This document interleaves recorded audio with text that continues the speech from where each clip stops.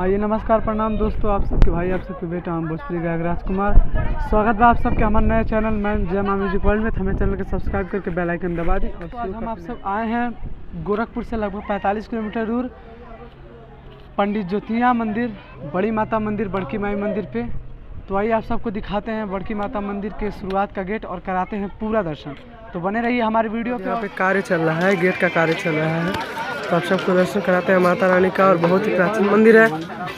अभी भी यहाँ पे तमाम काफ़ी भीड़ है, लेकिन ठंड की वजह से भीड़ कम है। तो आप सब देख सकते हैं।